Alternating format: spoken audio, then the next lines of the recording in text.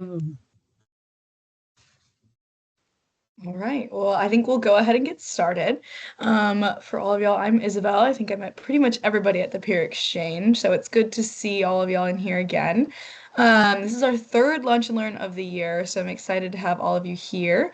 I'm going to send the link to the YouTube channel that has the recorded ones later in the day, but so you can go and check out the other ones if you've missed them. But if not, today we're going to have a session on development and fundraising strategies, and it's going to be hosted by Shannon Lee, who is our senior major gifts person for the Southeast. So I will let Shannon take it away. And if you have any questions, feel free to type them in the chat and we'll get to them at the end of the presentation. All right. Hi, everyone. I think I met at least many of you at the Peer Exchange. I am, like I said, I'm Shannon. As Isabel said, I'm in our Atlanta office and I work on our fundraising team, the Conservation Fund. As a national office, we have close to 200 employees and about 20 folks on our development team staff. So that includes fundraisers and operations folks. So it's a big undertaking to support the Conservation Fund writ large, as well as the many programs, including all of the urban conservation work. I thought it might be helpful to give a little background because did not start out as a professional fundraiser. I joined the Conservation Fund in 2010. Prior to that, I owned a small retail flower shop. I had no background in conservation, and I wanted to, as I told my husband, do something to save the world. I didn't know what that was going to be, but I couldn't keep doing what I was doing. And I went back to school and got a degree in geography and landed at the Conservation Fund working in our Georgia office on real estate deals. So here in Atlanta, we were doing real estate acquisition for the city of Atlanta and started working in some local in some neighborhoods around local parks where the real estate deals were more complicated, we'll say. I see Annie is on our call, Carla Moore there, and she lives next to Lindsay Street Park, which took us 2 years to acquire 6 properties that totaled barely over an acre. And it took 2 years of time to get that 1 acre park. And so in the meantime, while we're trying to build a park, we started working on building community, working on our Parks with Purpose program that was really more focused on building capacity of community groups. And that was really my first introduction to working with grassroots organizations. We started working with folks like West Atlanta Watershed Alliance and Eco Action and many of the community partners that you guys met in Atlanta. And I was working as the program manager by that time, helping to launch the Parks with Purpose program here. And then I helped launch it into the other cities where many of you are located. And I was doing a lot of fundraising in that role, but I was not a professional fundraiser. So I share all that to say that, like you guys, I learned as I went. I knew that in order to grow the program that I was working on and to be able to support the community partners and to create these new parks, the one thing we needed was money, right? I think we probably can all agree on that money is essential for advancing our great ideas, our community priorities, for making our neighborhoods better. We need resources. So I think it's just critical that everyone who works in any kind of nonprofit agency, whether they're small or large, sees themselves as a fundraiser because it's a critical piece and it's something that you should be doing really all the time. I used to joke and tell people that if you stand too close to me, you will be working on my projects and I will be working on your projects, because that's how we build stronger, better communities, right? Is that we're connected and we're working together and we're raising money toward common goals and common efforts. So I just wanted to share that little bit about my background so that you would understand that I share many of your perspectives on trying to figure out how all of this works. And so I've tried to lay out this presentation today with that in mind. So before I go any further, I want to see if there's any immediate questions or thoughts. I would like this to be engaging. Feel free to interrupt me, to ask questions along the way. I'll try to keep an eye on the chat, but I wanted to at least stop there and see if there were any initial thoughts.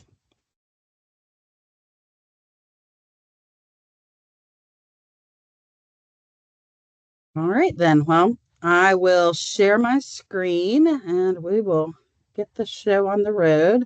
I have a little PowerPoint here that I have. Let's see if I can get it to work. Okay, I think everybody can see that. I have a PowerPoint here that I thought would be good for sharing back out after this event. I tried to ensure that the content uh, was clear on the slides. So it's a little more wordy than I might normally have for a PowerPoint presentation, but I wanted it to be a useful tool and resource for you guys later. I will say when I shared screen, I cannot see anything else other than the PowerPoint. I can't see you guys in the chat. I can't see if anyone wants to interrupt. So feel free to jump in as need be, or Isabel, interrupt me if you see something that I need to stop and notice. So I'll start with the mission and values. And I think this is often something people write a tagline and then they think, okay, my mission is done. I have figured out what my organization is. I've said it in this one little statement and I don't have to think about that anymore. But I would just encourage you guys to really stop and take time and have some thoughtful reflection and some group input on not only your vision, but your values, what it is that you want to accomplish with the work you're doing. And you really need to be able to clearly articulate that. It needs to be very concise messaging, and it needs to be well thought out, well articulated, because as I have here, if you don't know what you want to do, funders aren't going to be able to understand what you want to do. And everything you are presenting to a funder, be it a proposal, an elevator pitch that you get, 2 minutes with somebody's time, you need to be concise in how you are explaining what your organization is, what your mission is, and what your values are. So I just wanted to stop and ask, have most of you spent time thinking through what your mission would look like? I don't know if anybody wants to jump in there. Again, I can't see folks.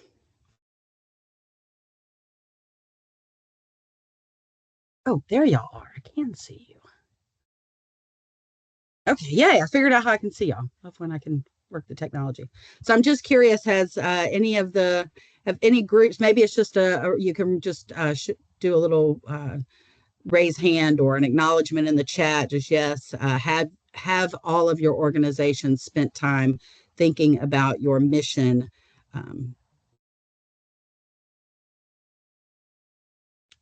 Anybody want to share anything about that process? I think you're muted, Miss Bonita. Or I'm sorry, Councilwoman James. Looks like you're trying to speak.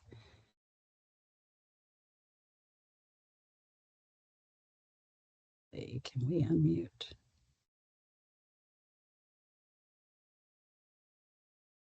Isabel, you don't have power to unmute her, do you? You're muted too, Isabel. I don't, for some reason. Okay.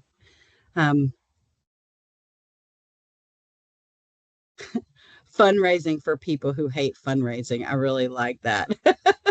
I think that's interesting because I've heard that a lot as a fundraiser. People often will say, how do you spend your time asking people for money all the time? I think that sounds like an arduous thing for many people. But I don't feel like I ask people for money most of the time. I feel like I'm sharing some amazing projects and amazing outcomes. And most of the time when you're asking folks for something, they're aware that your end goal is to get money, right? Especially if you're talking about foundations.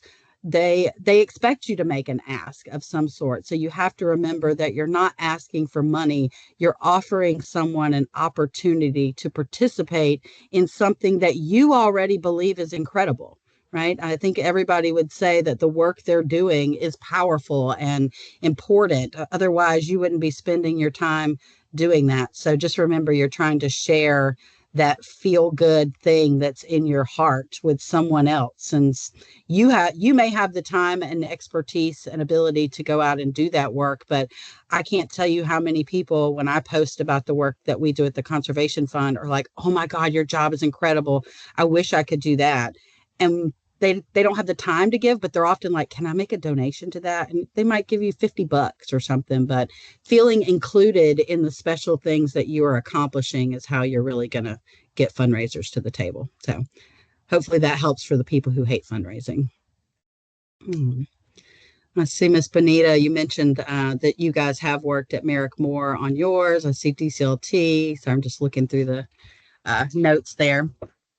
Okay, well, that's great. I'm glad folks are spending time thinking about their mission and values and getting them in writing, I would say is important for sharing with fundraisers or for funding audiences. So the second piece of this would be about your finances. I think that anytime I am figuring out an audience and how I'm targeting them, the first thing I need to know is what are the needs that I am trying to fill. And I think this applies whether you're talking about a national organization or a small grassroots group. You are going to have different types of needs, right? You need to fund your staff. If you are building something, for community, you might have capital expenses. You might be wanting to run an educational activity. Those are programmatic expenses. So you need to be able to clearly articulate the difference between your operational staff cost, your program level cost, and any capital expenses, because I feel like when you put those things in buckets, you begin to clearly articulate what those needs are that you have. And I would also say that when you create a budget, we're right in the middle of our annual budgeting process at the Conservation Fund, which is a bit maddening. So I know that budgeting is not the fun thing. I would say I hate budgeting way more than I hate fundraising in general, but it's not only the place and the activity that helps you understand what your current critical needs are, but when you also need to be thinking about how do you budget for your aspirations, right? If you're talking to someone who might be giving you money, you need to not only have a plan for what you need that is most critical so that you can highlight that, but you also need to be able to articulate if someone wants to write you a big check, right? Or if you want to expand your program, what are those ambitious goals you might have? And to meet any goals, it's always going to come back to money. So I would just, at least in my process, whenever I begin working on anything, instead of starting with the story and the narrative and how I'm going to articulate that in a beautiful way, I need to be firm as to what the numbers are, right? What are we asking for? So I'm curious if anybody has any thoughts on budgeting processes and how you guys look at your budget needs.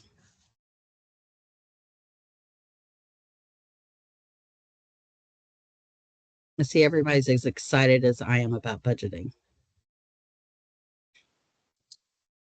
I'm in an airport, so this is Bless you, so Bonita. that's why I haven't been talking. I always have something to say. But what I do is typically we have a yearly review, but I also check quarterly as well as where we are. A large part of regular budgeting, I would say, for fundraising purposes, and this is like peer-to-peer fundraising. We're looking at what our operational expenses are. Those are the things that I'm looking at more closely. And then capacity. Sometimes capacity falls under there as well, but capacity and then capital improvement. Then we're more looking at what kind of grants are available and can we source for those things. So it's a matter of understanding when it comes to peer-to-peer fundraising and building those campaigns out, what are our operational expenses and do we have any overhead for capacity that we need to fill. And figuring out what those expenses are, what we spent last year, and projected what it's going to look like for the year coming, so that we know what our target goal is for fundraising. And so, are we building out so much around a Giving Tuesday campaign, and what are our yearly campaign? What does that look like to be able to achieve those goals? So I'm curious, when you're thinking about capacity, are you looking at both your most immediate needs and dreaming big to go along with that? I always dream big, so I think that's the case for most everybody on this yeah, call. So. but yeah, it's definitely a combination of the two. Um, when I'm looking at like the peer-to-peer campaigns. Excellent. Any other thoughts on budgeting? All right. Yeah, Shannon, I'm sure, as you know, budgeting, I'm sorry, I was in the middle of eating lunch here. Budgeting is kind of a crapshoot to a certain degree. When you're 100%. You're a heavily grant funded organization like we are, there are $500,000 swings depending on, if you're going to get the grants that you're targeting or not. So we often run two separate documents, one that's public facing and to our board that we know we're going to get, and then another one that's more internal for myself and our development director, and that's just kind of a sandbox and my wish list of, if we got these dollars, what could we do with that? But I think understanding where your floor is at helps you understand what your target and what your ceiling should be for both pursuing grants and fundraising. That's an excellent point. And I think it's a good reminder that, to me, I like to remember that a budget is just a snapshot in time. It's your best knowledge at that moment. And it shouldn't be thought of as something that's so restrictive that you can't flex. And I think we do very similar, Jacob. We have obviously organizational budgets that are firm and that are our floor. And then for all of our various projects, I think we are usually making a new budget. For almost every grant proposal, you're in some way creating a budget that's very specific for that audience. So you've got to be able to be flexible. And I think it also behooves you to have some good math skills. I know my husband would tell you that I would put everything in my life in an Excel spreadsheet if I could. I'm a total spreadsheet nerd, and I know that's not the case for everyone, but being able to track your budget and your numbers is critical, and being able to create budgets as need be for those different audiences when you are dreaming big or when you are chasing a certain scale grant, then I think that's really critical. So thank you for that point. All right, well, I'll jump to if my slide will advance. There we go. Okay. So I think I totally stole this graph from the internet, you guys. I think everyone has heard of SMART goals in the past, but I think it really is something that to be thoughtful about. Obviously, there are different types of funders, and you might be going after different ones, but I think having goals set in mind is important for all of them, and especially things that are measurable on the back end, because that is the component that funders are often looking for, whether you're talking about foundation grants or government grants. They want you to have a clear strategy for not only what you plan to do, but what the outcomes are and how you plan to measure those. And so to be able to get that measurement on the outside, then you've got to or on the output, then you've got to start at the beginning with what are your goals? How much money do you want to raise? What outcomes do you want to put in place? How many events do you want to host on the ground? And I would say, as this chart suggests, they should be very specific and measurable. You should be able to reach them. They shouldn't be just broad goals like we want to help the community or we want to improve our neighborhood, right? They should be very tangible goals. I think about Annie and the work she's doing. I'm sorry, Annie, I'm going to use you for examples because I know so much about what you're doing. Annie, is often working on managing the green infrastructure at 3 local parks. And so her goals might be related to how many work days they're going to host with community partners, or how many how often the green infrastructure is going to be maintained at those different parks, how many tools they need to purchase, those types of very attainable outcomes.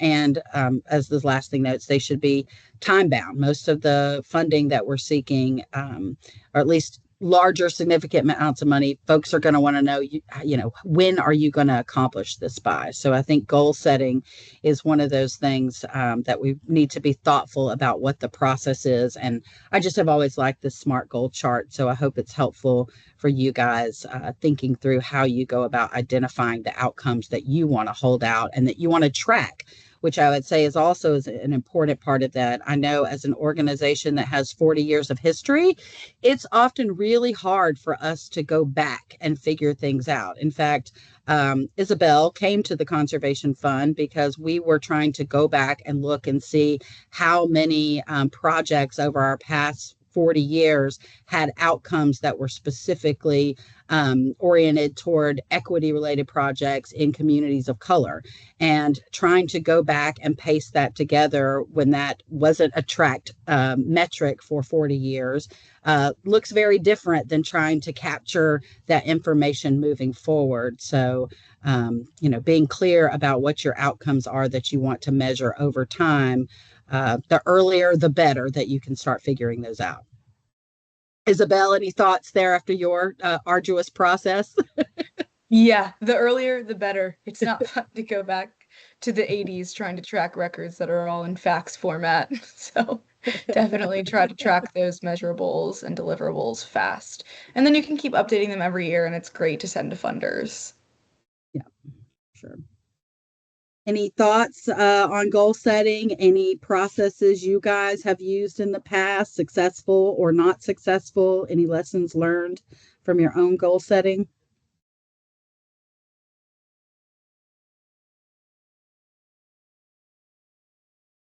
It's all right. I see a couple of things pop up in the chat after we move from a slide. So you guys feel free to keep putting content in there. We'll definitely look back at the end and see if there's anything else we need to dig deeper into. All right, so storytelling. I think this is my favorite part of fundraising. I have been told multiple times I'm a good storyteller. I hope that's true. I hope that's true for you guys, since you're having to sit and listen to me for an hour today. But I think this is really key, right? If you want to be able to get supporters, you need to be able to tell your story.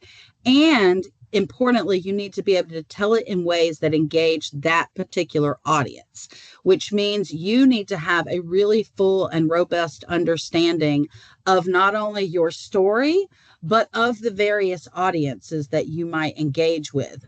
Folks, trying to think of an example. So I often, I will be talking to someone who will put them in the tree hugger category, right? They're very interested in outcomes that are related to ecological services. They want to know about climate resiliency metrics and, how many trees are planted or how many acres are secured. That's one audience.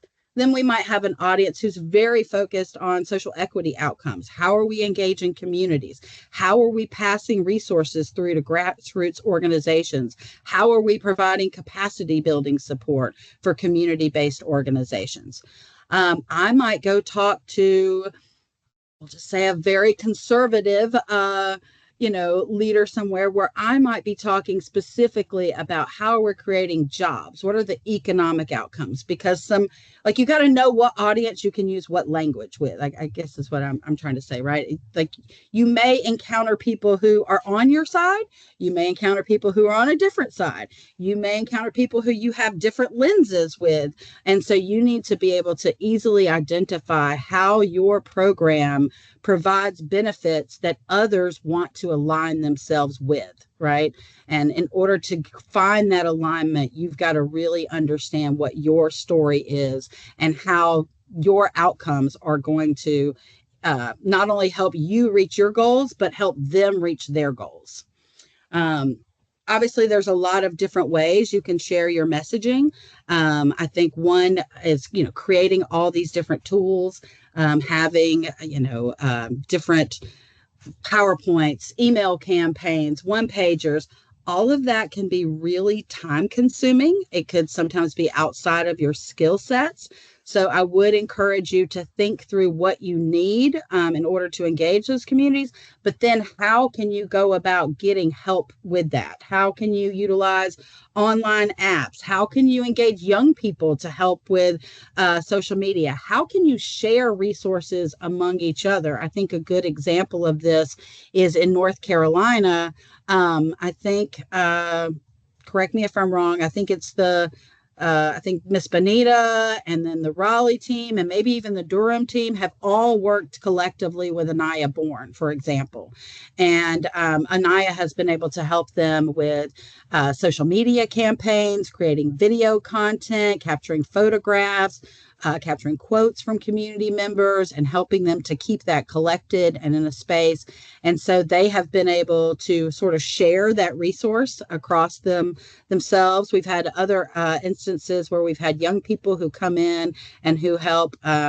I know we had for a while at Raleigh, we had a high school student who I think was getting high school community volunteer service credit hours for helping to push out the social media content. So there's a variety of ways to get support for some of that work that you may be doing so that it's not overwhelming. But you really do need to be thinking about all of these different ways that you both capture information from your work and then how you share it back out. I know photos, for instance, is something that our Marcom team has really been harping on lately, because if you don't have images to share out with folks, then you can write all the information you want, but we all know a picture's worth 1,000 words. And so I encourage you to make sure you're snapping photos all the time. You're getting video clips so that you can pull quotes from community members. There's just a variety of ways to capture that information, but you have to be diligent about collecting it and organizing it and then utilizing it. The one other on this list I wanted to really highlight is elevator pitches and this note about practice, practice, practice. I have participated in, I don't know, at this point, at least a half a dozen different media trainings over the time I've been at the Conservation Fund. And several of them have involved sitting down with a video camera and having to give a 60-second pitch, a 3-minute pitch, whatever they told us to do at that time, and then having to sit and listen to yourself. Oh my God, guys, that is so painful, to have to listen to yourself and to repeat something and to try again.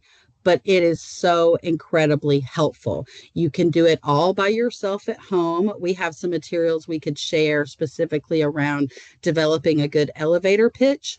But I really encourage you to take the time, sit with yourself. I tell my 2 college-age sons this all the time. If you have to give a presentation, by yourself in the room, turn on a Teams camera, record yourself, practice doing it. You will get better every time. And so just know that no one gives great presentations without practice, and, feel silly by yourself before you feel silly in a room full of folks. So I encourage you to really take time to practice.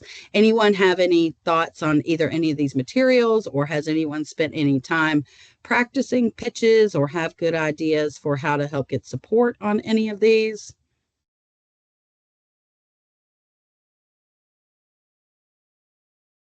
Annie, I'm curious. I'm going to throw you under the bus this time for sure. I know that you have you've led so many tours in your neighborhood and so much different outreach. I'm just curious, what is your process for planning your story? I make it up every different time because it grows. So it really is who's coming, what have we done in the past month? So it really it grows. So And I keep trying to write these cards, but it grows. well, I'm curious more about like how do you feel about how that goes now versus how that might have went 5 years ago when you were getting started in all Oh, this green space work? 5 years ago, when even when Park Pride would come out and say, "Okay, Annie," they would ask me a question, I would just start cracking up laughing. You really think I know this? Like I didn't realize what I was learning. So maybe back in the day, I probably would have done good with cards, but now it's kind of like I already know in my head what I'm going to say. And then if we've grown it all, then I'll throw in the growth. So But it's yeah, sort 4 or 5 years ago, girl, I was freaking out. I didn't know what to say.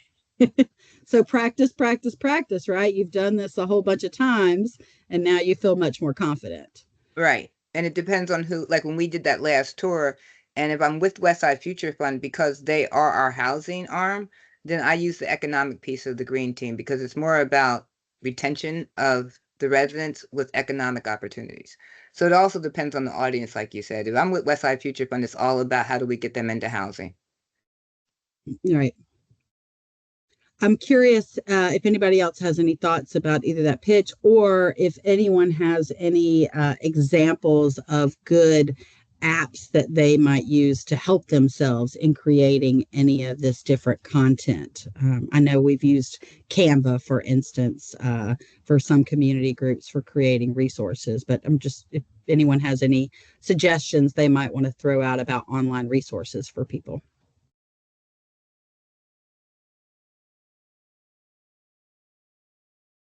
Isabel, have you been encountering anything that you feel like community members have been successfully utilizing? Yeah, pictures and videos, like you said, I mean, I know there's some fellows on here, and I've been constantly asking for photos, and it's because it is really beneficial. People want to see people out in the field and in parks and doing the work. And videos can be really, really moving. I Any think that specific apps that's yeah, come up? iMovie is great for video editing, honestly, for pretty like straightforward videos. We use Venngage instead of Canva. I think there is a free version for that as well. That's better for infographics, but I personally think Canva is a really friendly interface. Um, yeah, those are what I've used. The Meta Suite is really good for social media posting that you can also use. You can take screen grabs of social posts to create into kind of like images to drop into reports. Any of the UCC fellows? I don't know who else on. Uh, have any tips for apps you guys have been using in any of your community-based work? I've been using Canva a lot as well. Um, and in like different ways. So like to create flyers, but also our organization has been using it to create presentations for community meetings and so on. And I've been like doing the same with email newsletters on there. And I think also in terms of the pictures, like before and afters, I feel like always get a good reaction. Awesome. Awesome. Well, if others have any ideas to throw in there, just feel free to drop them in the chat. Going to go on to the next slide if it will let me. I don't know why it doesn't want to. There we go. All right. So, wow, we've gotten really, the time has flown. Sorry, I thought this was going to go faster. So I just did want to go over the various potential audiences. I know we've talked a little bit. Obviously, the top targets are going to be foundation grants, government grants. I'm sure for smaller groups, you might be targeting some individual donors. I don't think any of the groups on here have memberships, but that's something that some organizations do. Direct appeal, sponsorships, social media outreach. I think there's a lot of different types of funders. So I just mostly wanted to articulate that you guys need to really be thinking through who are your funders, who are the different audiences, and how are you going to have a plan for targeting each of those? Because I think they all require very different skill sets, very different outreach. I'm thinking, if you're looking at government grants, for instance, that is going to require skills that are related to organization, really strong writing, making sure that you can, someone who can follow a checklist and get the 3,000 documents that they want properly uploaded. Versus if you're going to host a fundraising event, right? You're going to need someone who can help you set up the event, plan it, do social media outreach, different content. So just be thinking about all your different audiences and the ways that you target them with different messaging. But importantly, you still want that messaging to all be consistent, right? You want it to feed back up to the mission and values that you guys have been holding out. Are these generally the funding audiences that you guys are working on? Is it mostly foundations and government grants, or is it crowdfunding? I'm just curious as to what others are seeing as their focus audiences for funding.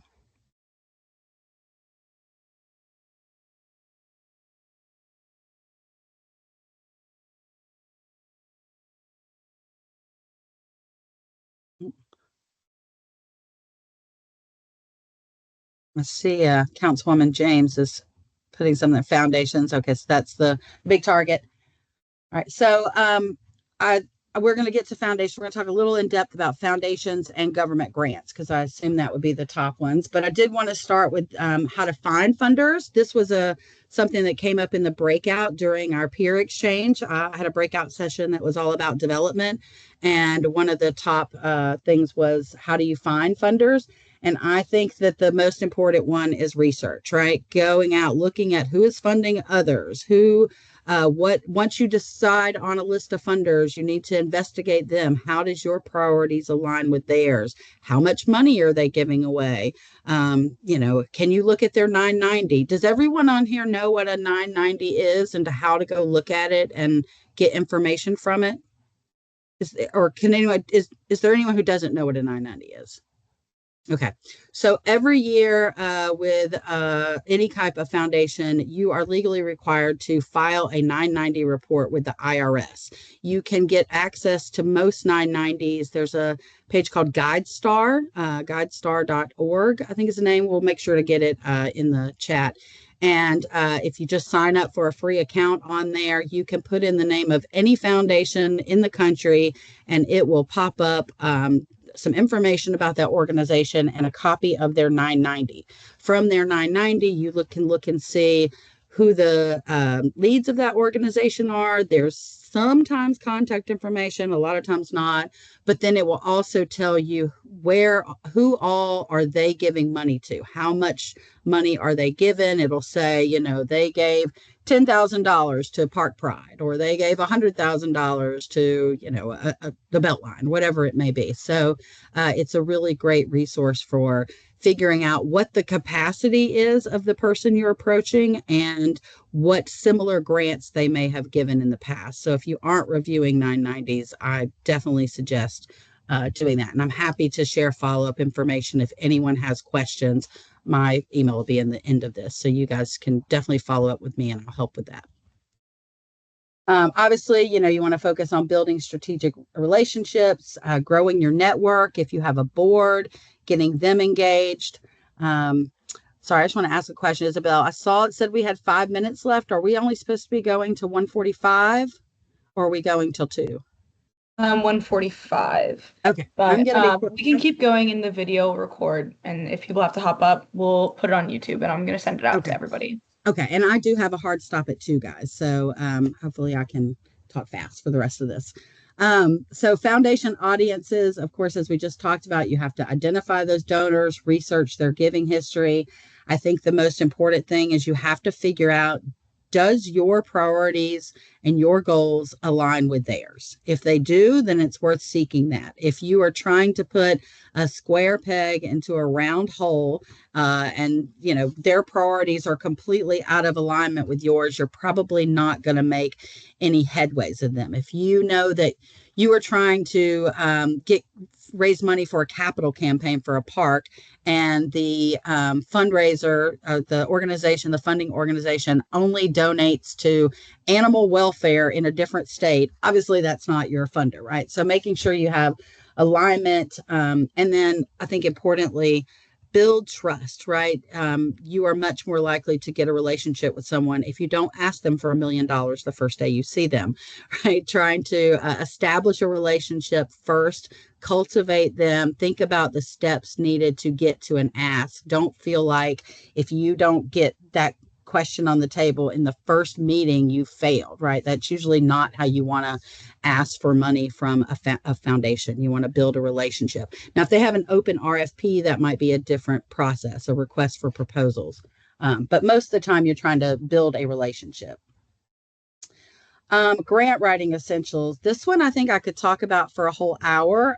So I'll just quickly say that I think the most couple important things is read every single thing you can get on that grant before you dig in. If they have a FAQ page that they share, if they have a manual that goes along with the request for proposals, if they have a website you can look at, like figure out every single thing that you need to know. This is really important for government grants. They are very specific, and if you don't check every single box exactly the way they want it checked, you will get kicked out of the queue and you will not get any money. So be very clear about what the alignment is, what the needs are, and how you structure and organize. Again, I think here the budget should be done before the narrative. Know what your how you spend the money determines what you are going to do. So figure out your budget before your narrative. One thing that I would say that I have been using more recently that is a learning curve for me, but I think it could be really helpful the more we can start effectively using it without giving over our world to the robots. I'm a little nervous about the AI. But for grant writing, especially if you are not the strongest writer, I highly encourage you to go play around with ChatGPT. It's a great way. I'm not suggesting that you let it write the term paper for you. Same lecture I'm giving my college students. What I'm suggesting is it is great for helping you develop an outline.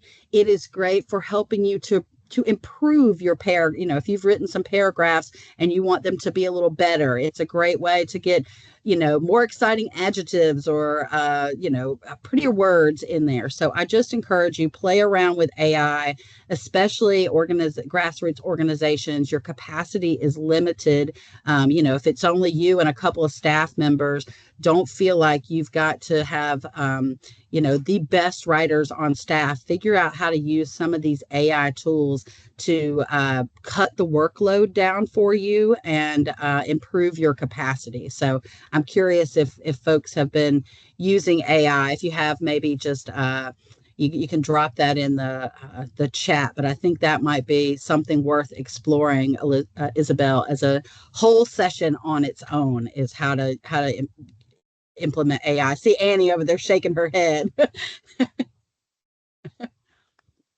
So certainly helpful there.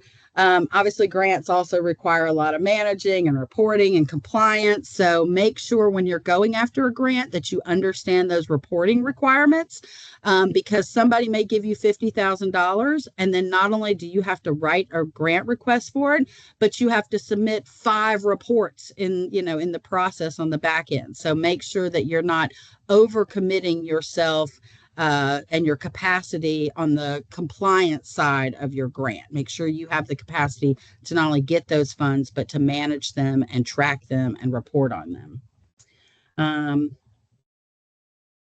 I really just had this question, this last slide for questions. I was asked a little bit about crowdfunding at the Peer Exchange, which I admitted that I know nothing about. That's not something we do at the Conservation Fund. So I had put that in here as a bit of a placeholder in case anyone else had other ideas about crowdfunding. Since we're so close to the end of time, I'll just say if anybody has any questions or thoughts on any parts of the presentation, I'm happy to dig into those.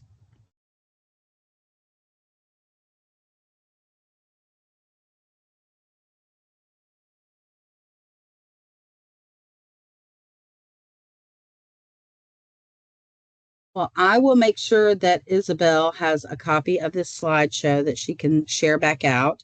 If there's any particular content like the 990s or something that that you guys have questions about, my email address is in here. I think a lot of you have it anyway. You can feel free to reach out to me. I'm happy to answer any follow-up questions. If you guys have anything you want to share with the group more broadly of, successes or challenges that you guys have experienced, we can always pass that along as well. So I hope this was helpful to people, and I'm here to be a resource for you guys as needed. Thank you so much, Shannon, and thank you everyone for attending. As always, please feel free to reach back out to us, like Shannon said, and to me for any feedback, or if you have any new topics that you want to see. We're figuring out what that end of the year topic is going to be. So if you have anything you want to learn more about, or if you maybe want to do one yourself, you have an idea that would be helpful to the network, please feel free to reach out to me. But after that, I think that's all I have for y'all today. But thank you again for spending your lunch with us. We appreciate it. Thank you.